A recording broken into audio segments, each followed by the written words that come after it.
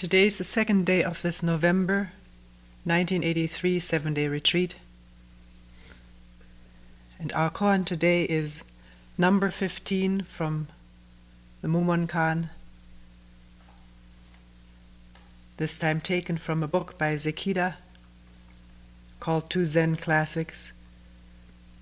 But again, there's a combination of Sekida and Shibayama translations.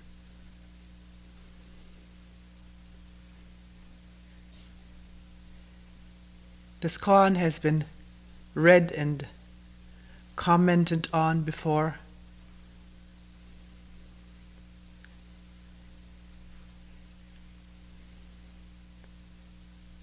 I don't remember the comments that were made at the time,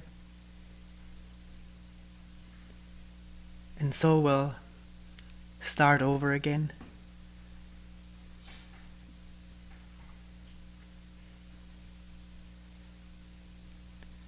That is actually the beauty of this work, that at any one point one can start from scratch, regardless of what was said or was not said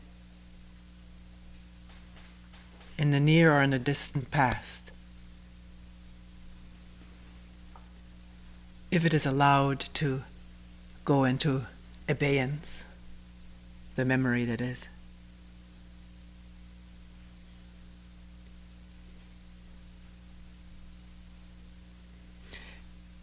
The case is number 15, and it is called Tozan's 60 Blows.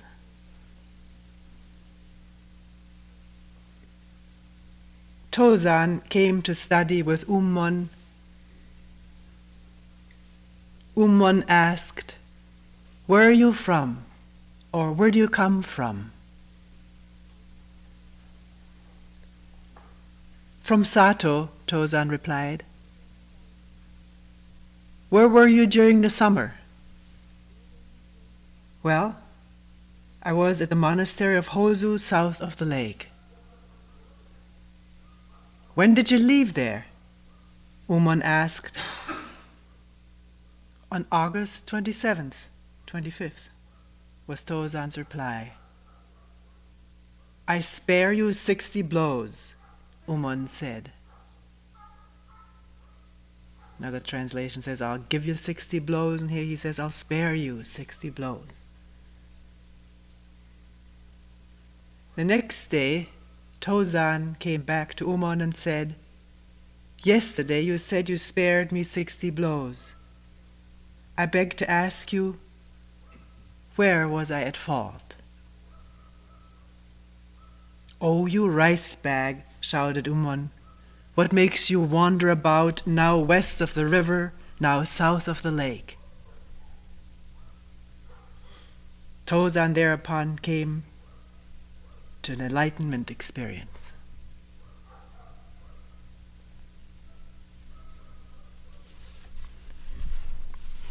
And Umon's comment is,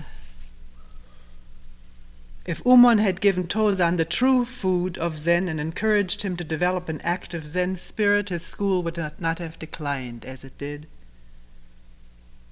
Tozan had an agonizing struggle through the whole night, lost in the sea of right and wrong. He reached a complete impasse. After waiting for the dawn, he again went to Umon.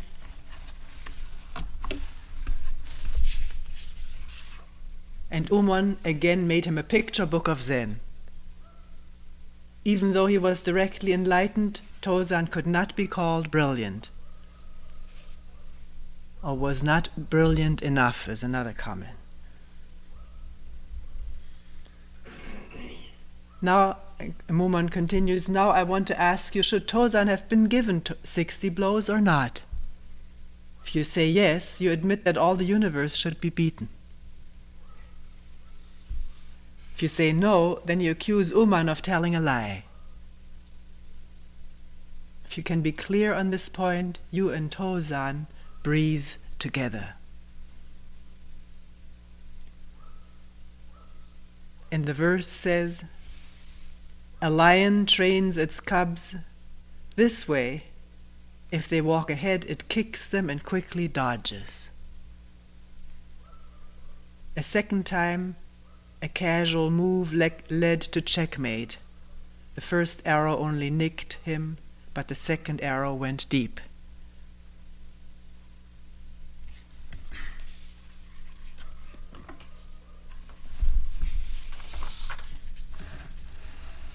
I'll read the case once more. Tozan came to study with Umon. Umon was a very famous Zen teacher.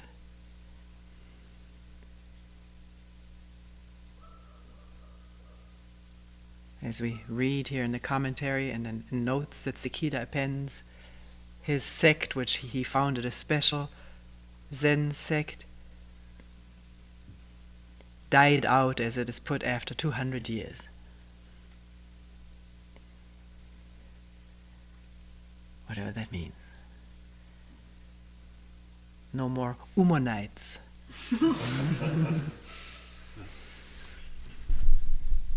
Therefore, some other sects continued. Rinzai was one of the strongest, in Soto. Tozan came to study with Umon, arriving here, as I read in the commentary, from the locations of the two, the location mentioned where he comes from, and Umon's location, he must have traveled clear across China on foot, which must have included considerable hardships, difficulties.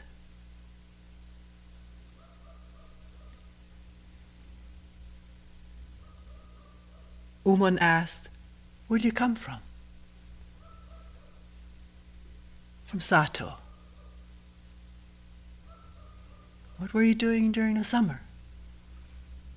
"Well, I was at the monastery of Hozu, south of the lake."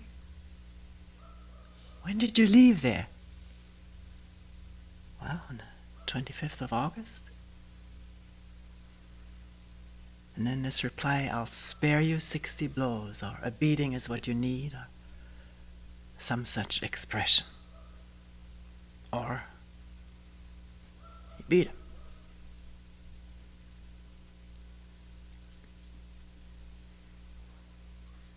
Next day, Tozan came to Umon and said, Yesterday you said you spared me 60 blows. I beg to ask you, where was I at fault? What did I do wrong? What did I do wrong?"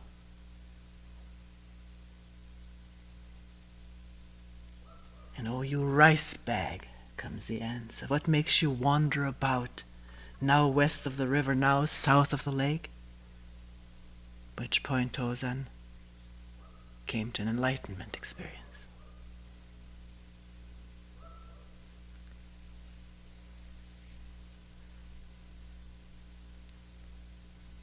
Listening to this opening dialogue,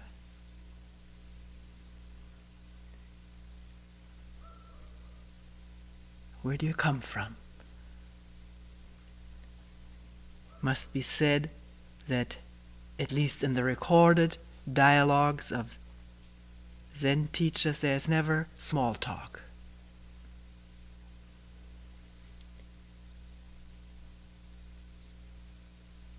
Small talk is not said here in a derogatory way, but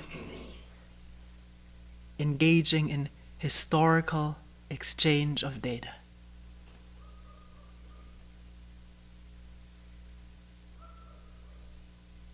As a surface way of responding. I come from such and such a place. When were you born? Such and such a date. Where did you spend the summer there? And when did you leave? On such and such a date. This is all factually correct on that level of the historical level, the chronological level, and different spaces, south, north, from Europe or from another continent. There's nothing incorrect about it. And yet, the question doesn't ask for that.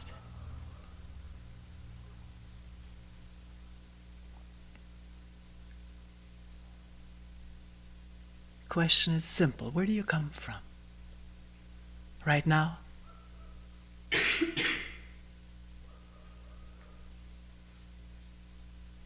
This question is asked. All historical information is to no avail.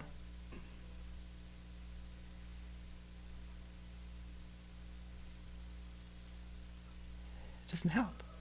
Where do I come from right now? Do I come from any place? I must look, I must question. Or it's clear.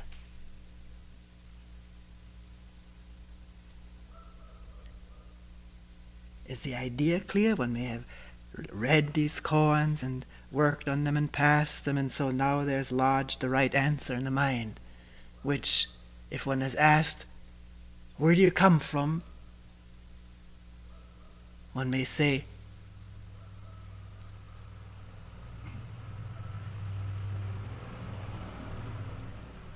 give a Zen answer, but in truth one comes from one's memory. That's where one is coming from. Memory of a right answer, of an answer that was right once in the past. But that's not what the question is asking. Right now, as one is sitting here, where is one coming from? Where is one?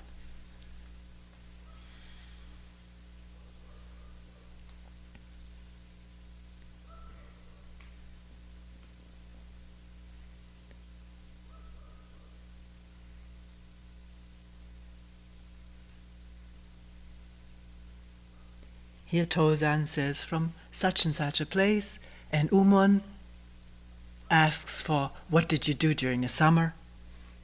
Summers, I read in the commentary, were spent by monks in 3 months retreats at different places or at the same place.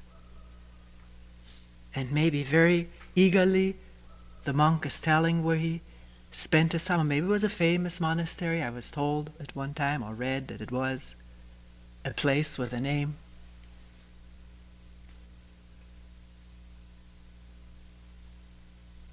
Maybe that's what he wants to hear. I really worked with a good teacher there.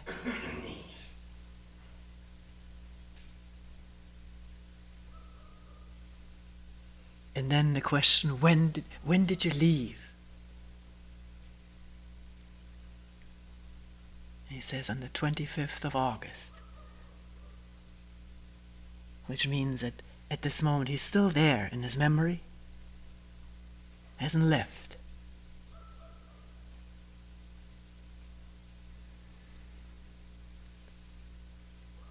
And then this shout out of the clear blue sky. Umon was supposedly a very rough-hewn, huge man. Should have a beating, but I'll spare you the beating, which is even more humiliating than getting it. You're not worth it. You're not worth my effort to beat you.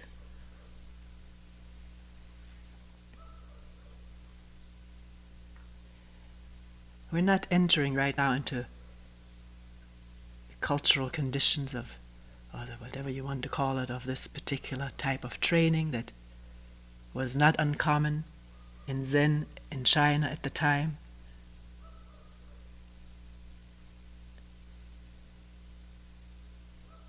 And whether it's the only one, obviously it is not. But what happened to Tozan at this instant? Or what would have happened to us if we had listened to that outburst and threat and outright total rejection of an honest-to-goodness answer given openly, trustingly, innocently?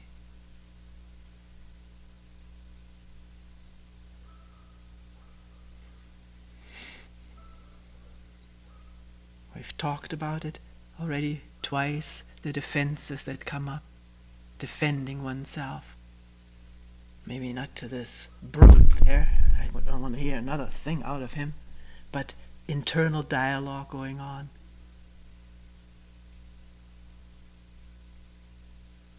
Feeling misunderstood, wrongly treated, incompassionately or uncompassionately treated. Withdrawing into certain paralysis.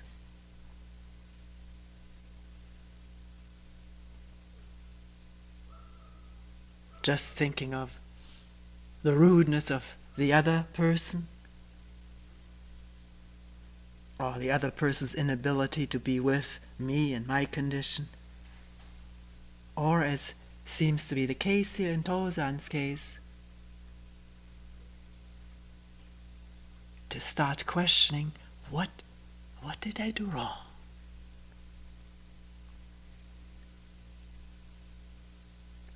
Commentary says, bobbing, or whatever the word was, I want to turn the page, in the sea of right and wrong, or yes and no. Really tackling this thing immediately, directly. Not on a guilt trip. What did I do right? But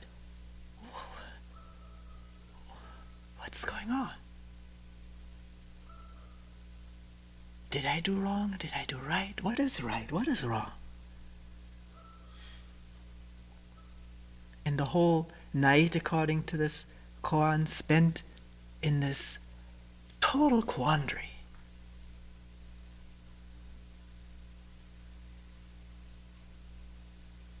Maybe following at first this line of thinking and then that line of thinking, and always coming to an impasse. Because that is what thinking does. It comes to an impasse, or it goes around in circles. And thinks over and over and over again along the same lines. And one says, well, let me think along some different lines, and the same thing happens.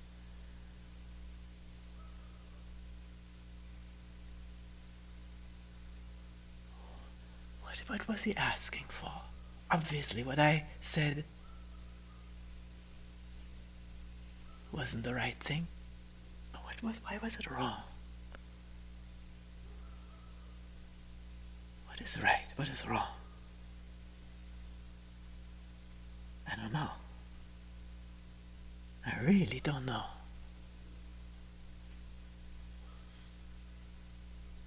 I don't know what he was asking, and I don't really know what I was answering.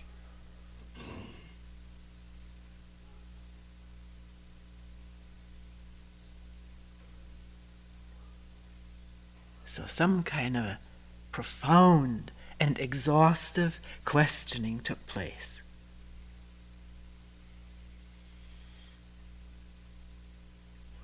Probably to the point of no more thinking possible. Just plain not knowing.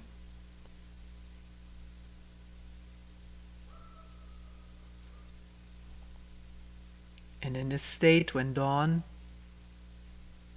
arose, he went back to Umon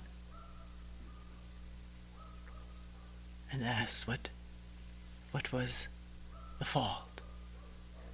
But it's not the usual question, what did I do wrong? It came out of this night of exhausting all thoughts about right and wrong, out of not knowing.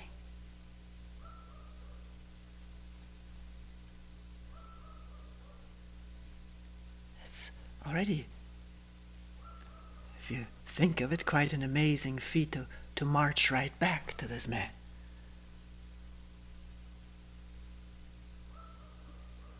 Not to avoid him for the next 3 months or to leave at the crack of dawn.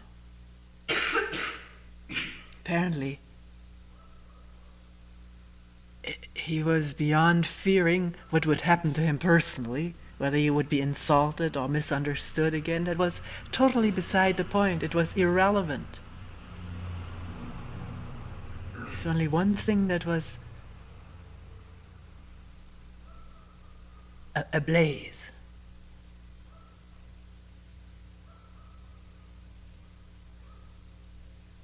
come to some kind of understanding about this whole thing.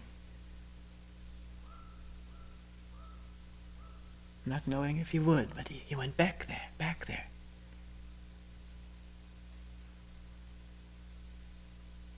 And Umon says, your rice bag. Rice bag meaning just good for eating.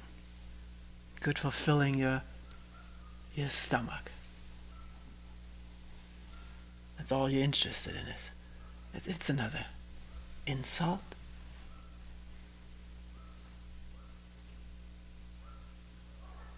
What do you wander from this place to that place to that place? What are you looking for? What are you after? Going from one place to another.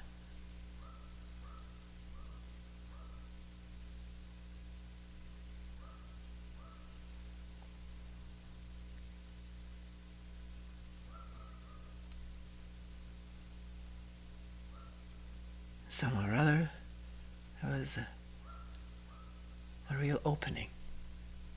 Enlightenment, it is called here, awakening. The word is not the happening.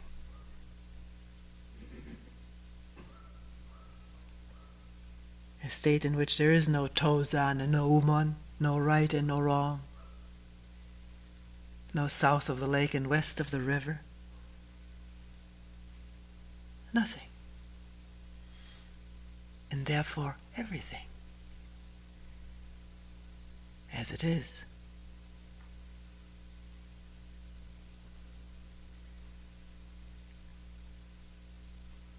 Without the division into mine and yours.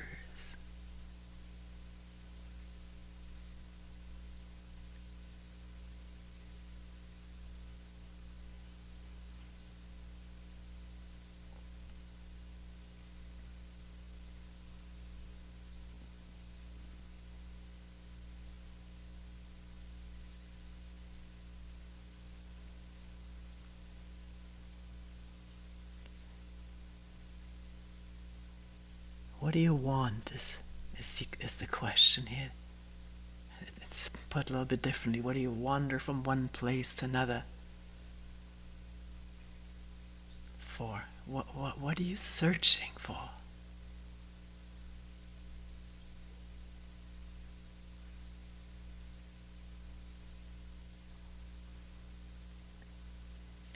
Can the whole process, this whole intricate and all-involving process of searching itself be questioned?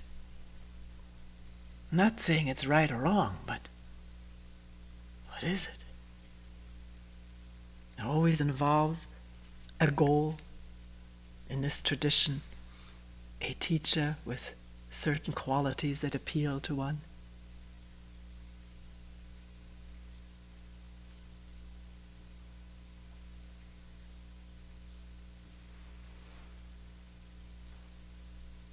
It is thinking about something, projecting something.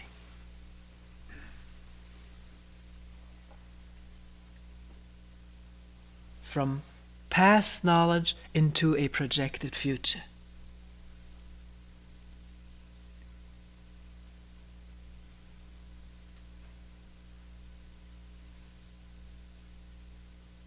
And never stopping to look and question here where I am.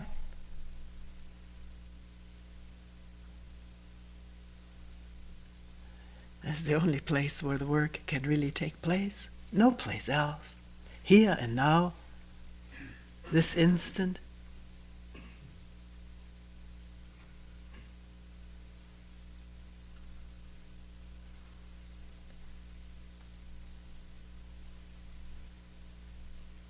It is at times confusing to people, and it is brought up in meetings, that so little or nothing is said about enlightenment here. And so many of us did come to this practice, to Zen or to a Zen center, because of that very goal, which one had read about. read enlightenment stories, and they sounded so good. Yeah, if I only were that person with all problems solved, whatever is described.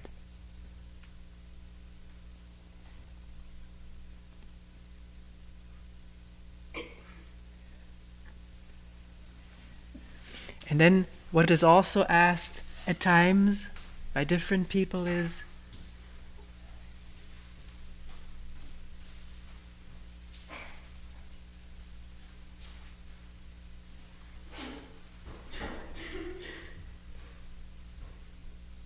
one has heard different teachers say or read that there are two, that is in the Zen tradition, specifically in the Japanese Zen tradition, that there are two methods of coming upon enlightenment. One is a rigorous method of working on the Koan. And one person told me, he was told that his working on a koan is like shaking a tree and the still unripe fruit drops nonetheless. There it is, but not ripe yet, but it has dropped. And the other method is sitting, attending. Japanese label shikantaza, just sitting. And one is told, well, this, or has read, this will take 10, 15, 20, 30 years. And a real conflict is then set up. What do I want? The unripe apple?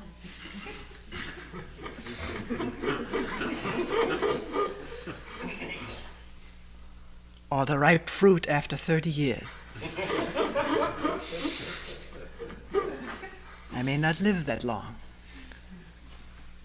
to enjoy it. And yet, I, in a way, don't want to submit to this and that thing which may be involved in the tree being shaken vigorously.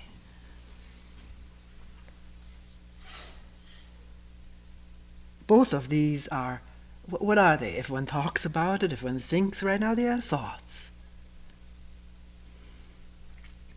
It's absolutely impossible to predict anything about when there will be a state, at what point there will be a state of this no division, no me, and therefore a welling up of love and compassion, which has nothing to do with what one previously has thought love is all about. Who can predict that? Who is the predictor? And time? What is often said in connection with the pressure cooker method or the shaking of the tree is that then one has to put in really the same amount of years to ripen the fruit, but at least there's sort of an initial, I don't know how this is put, an initial glimpse. Glimpses happen to people who have never heard of Zen. Moments of there being nothing and there being no separation. Therefore, shattering beauty or clarity.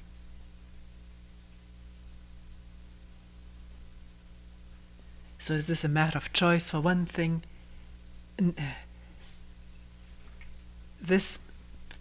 we're not using these ways,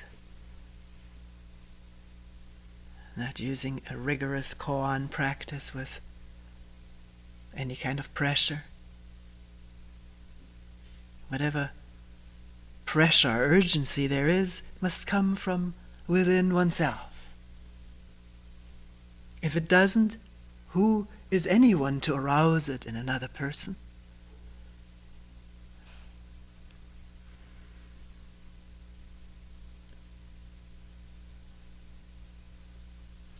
So then people also ask, what is the difference between questioning mu or who or what and this attention and awareness you speak so much about? What's the difference?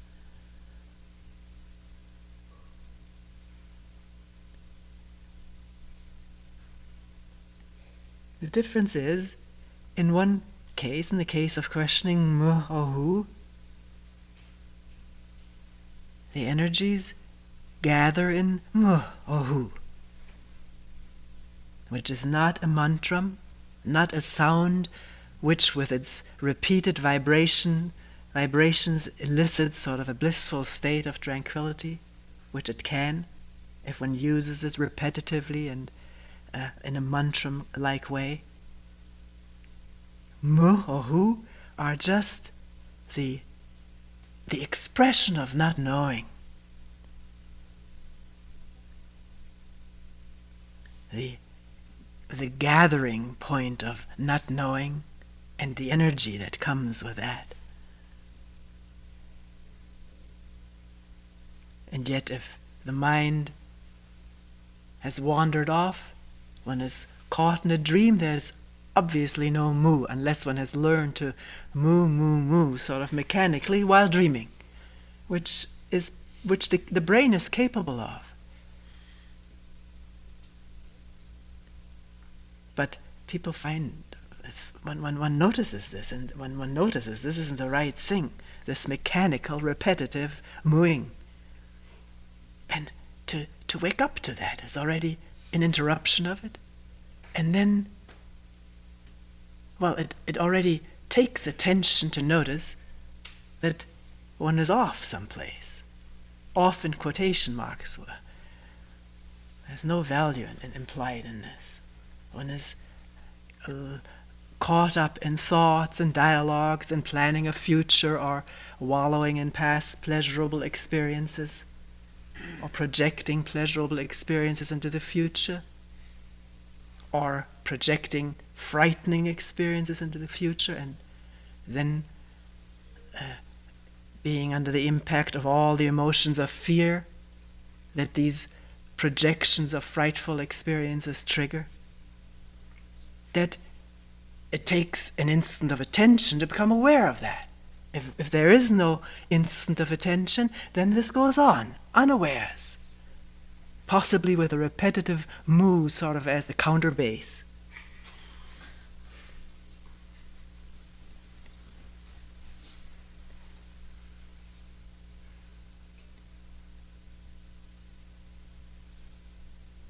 Then, does one use the mu or the who or what is it to squeeze out or repress unpleasant feelings or tensions that have been aroused as a consequence of the thought processes?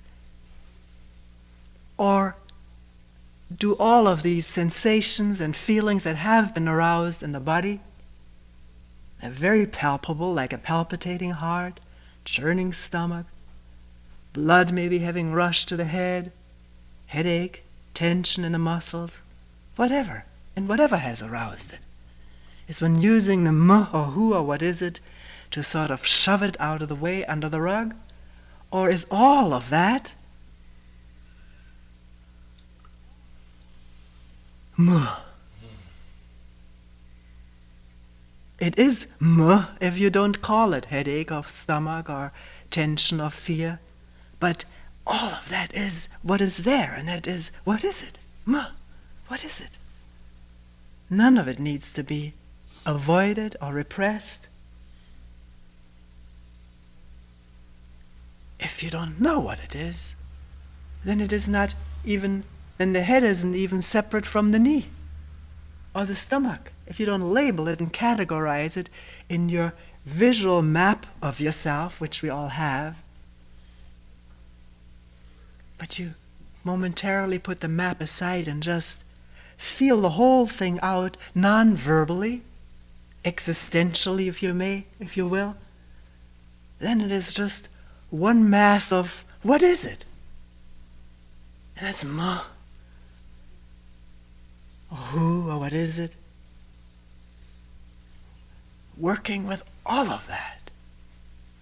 and yet not recognizing it as such and therefore reacting to it specifically, which happens all the time habitually when there's no attention.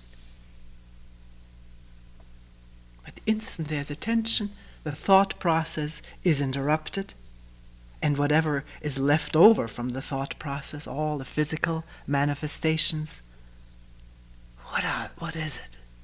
Umon.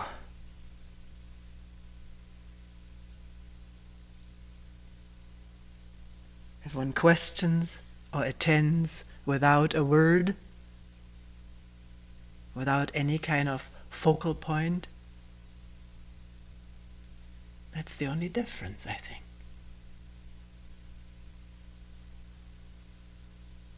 Is one labeling one's pains or joys or the sounds that are heard? Or is there just listening without knowing to what transpires inside and out?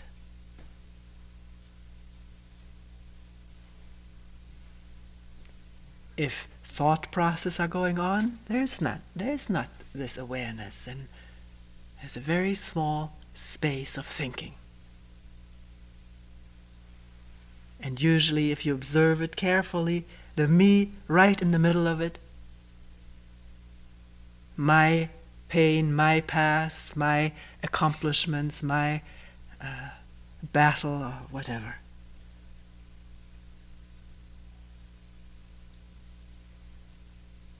An instant of awareness of that, and then if it is this awareness we're talking about, which has no me riding in the center stage, then space widens out. And awareness is non-exclusive.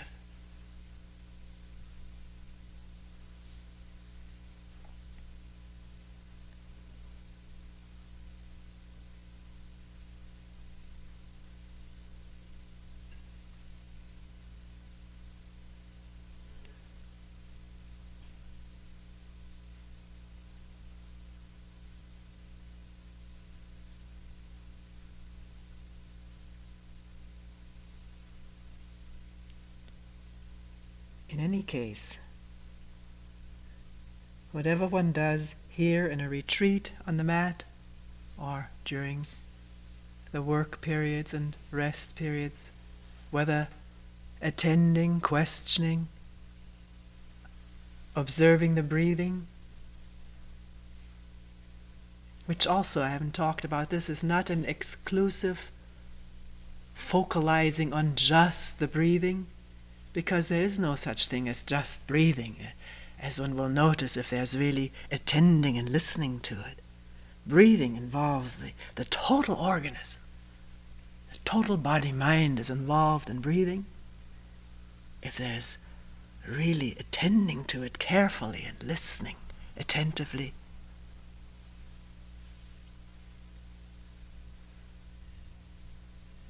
and that breathing is not also separate from caw out there or a car passing by. As long as one doesn't call it car or crow, then one already has two things. That's an organic sound and that's a mechanical sound. And one categorizes and therefore cuts up reality through words and concepts and our reactions that are provoked by these words and concepts. I like and I don't like.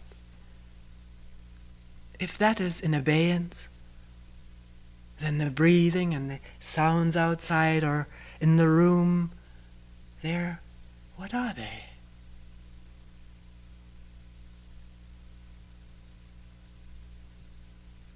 Are they separate from the breathing?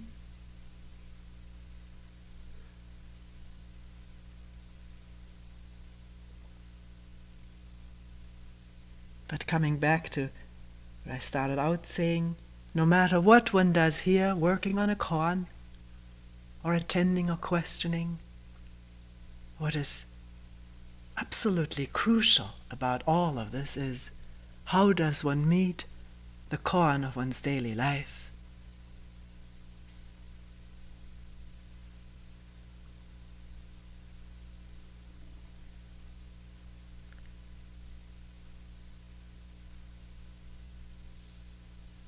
If this becomes a separate little activity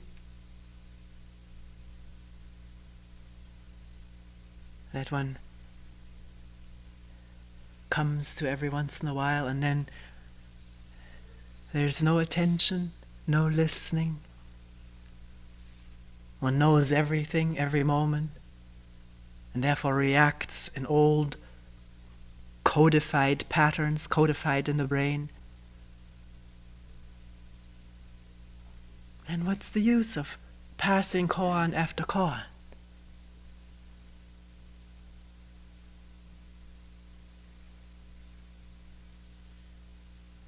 But living in relationship with few people or many people daily, how does one meet each other? We talk about it so much because it is so vital, so important, so all important. Because if there cannot be real listening, not just wanting to put my point across or winning it out with you, beating you, or the fear of you winning out over me.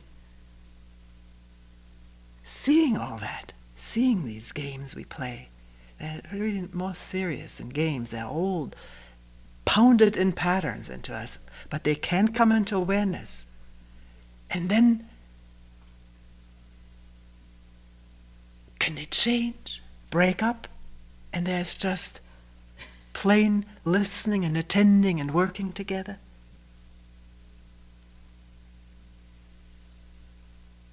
Lovingly, caringly,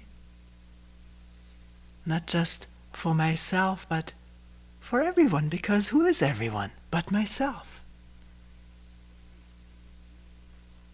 Not in a small sense, but it is so.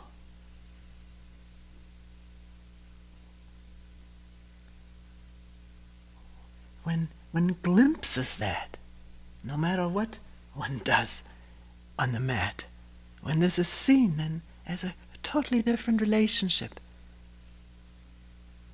with people, when one glimpses that one is not separate from each other.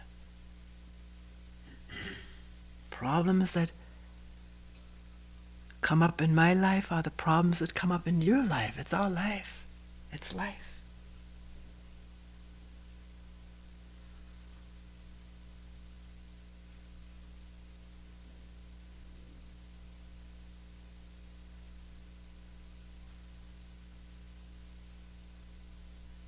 Why should I win over you? You're me too.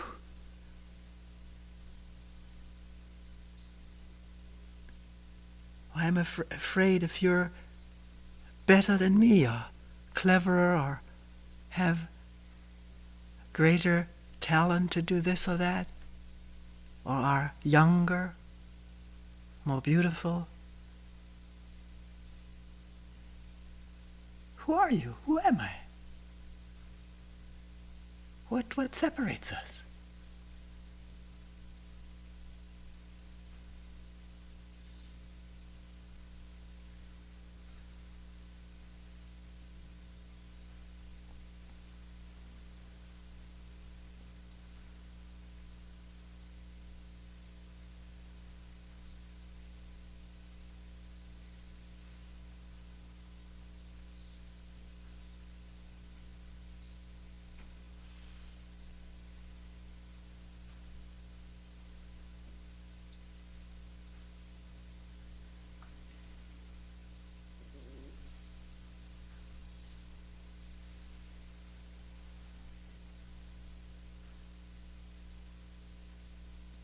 So why does one come here or wander from one place to another, ending up here for the time being and maybe walking on, moving on?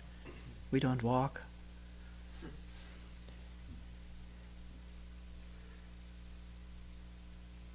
Does one look for experience? It's a very serious question, very necessary question to ask oneself. For an experience, what does one connect in one's mind with this experience?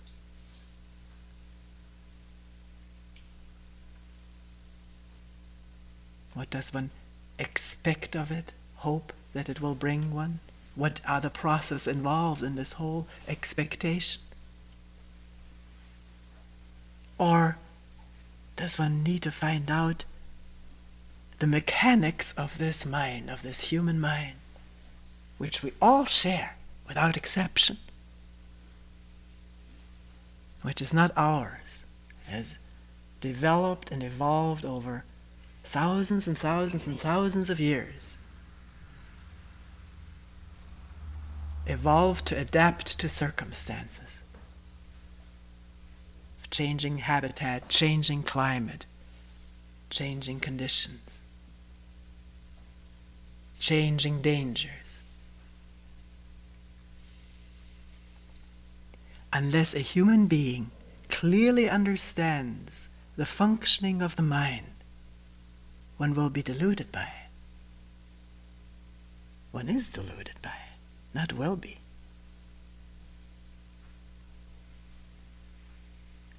And that means misery, sorrow, and mutual antagonism, and eventually destruction. Out of delusion, the delusion that I am different and separate and so and so from you.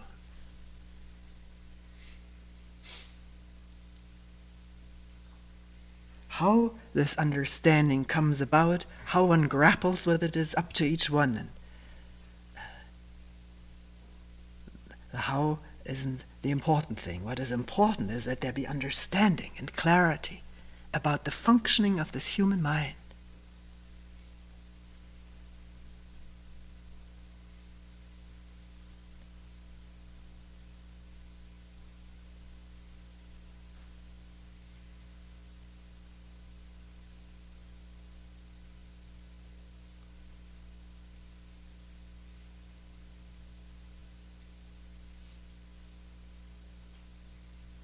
And it's very, very difficult to question, to observe, to attend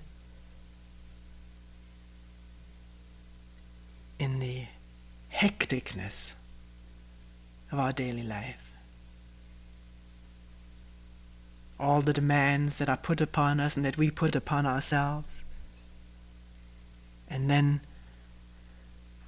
after an exhausting day, the demands for entertainment, distraction, and then the either dead tiredness that comes from that, or the being revved up, the revved upness from that.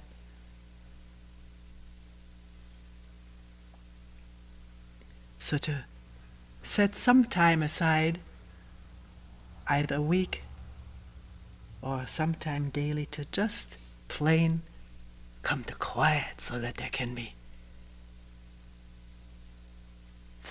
one can hear one's breathing. One can listen inwardly and outwardly.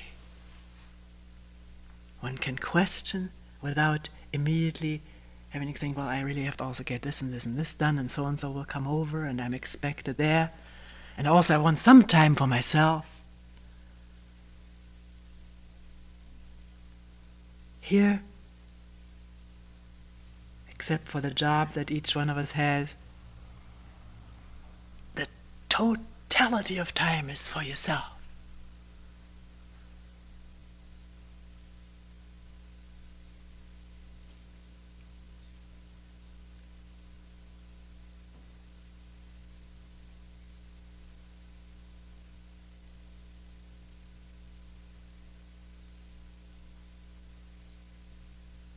Which means we don't have to go into this thing, or do we? I think we've gone into it often enough that you're not doing this for me. Right, in this context, you see the absurdity of it. And yet we are conditioned, sitting in the waiting line, there is this thing of coming in to see somebody. There's a conditioned thing set off, but let it be set off. It's conditioning. let the heart pound or whatever happens, if it happens. And that too is, what is it? Doesn't incapacitate one. And if no further criticism or thought of this being wrong or undesirable is expended, then it will also slow down again.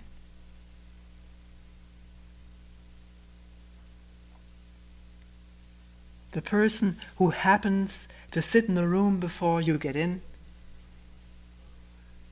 it's just there to look at things with you, to be with you, not in any sentimental sense.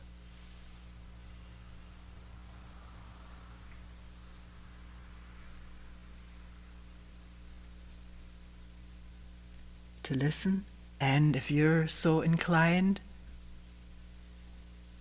also to listen to what is said, and maybe something can be heard or seen together. It takes a non-combative way on both parts. No rivalry.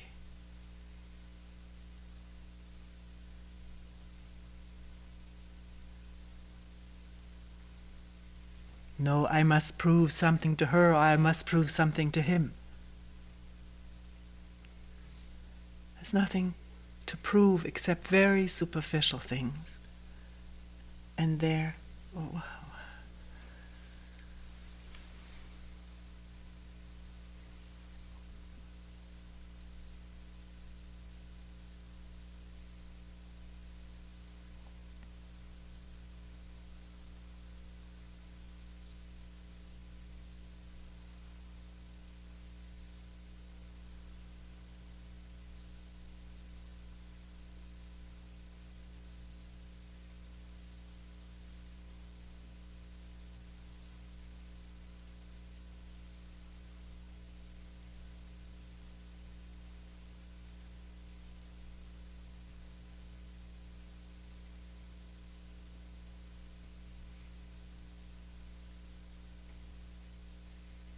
One person came into a meeting and said, "What is freshness? What is newness?"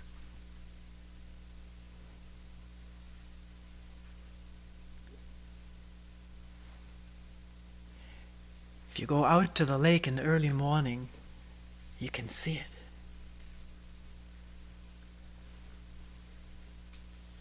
Doesn't have to be in the early morning, it can be at any time. But are the eyes fresh and new? To walk in, to walk out, always starting where one is, not where one would like to be or thinks one ought to be by now. And having no specific ideas and projections about this person who gives a talk during the day or sits in that room. Who are we when we have no ideas? When we have no images? We can still look and listen. Why don't we do it?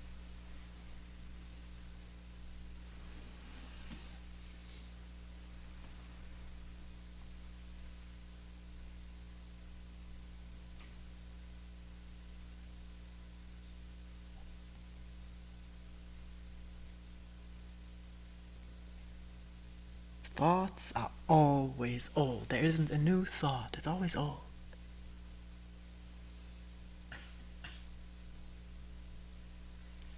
Something new may be seen and it's put into words, and you can call that a new thought. But what was new was the seeing, free from thought.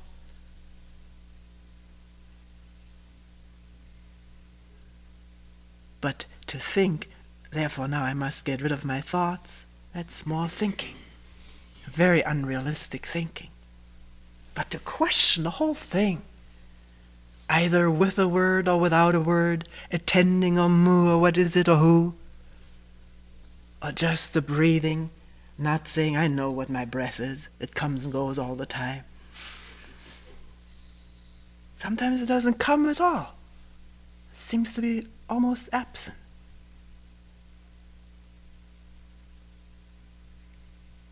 Can that just be attended to without thinking something wrong with me? Or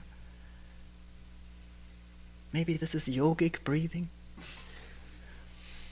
We do that. But as fast as a thought comes up, it can be put aside just as fast and listen again.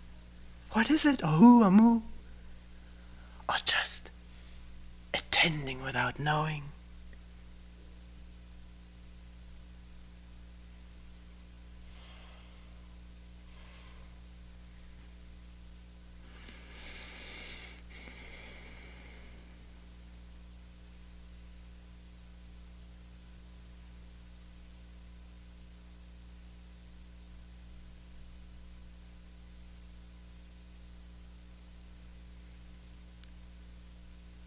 We will stop here for today.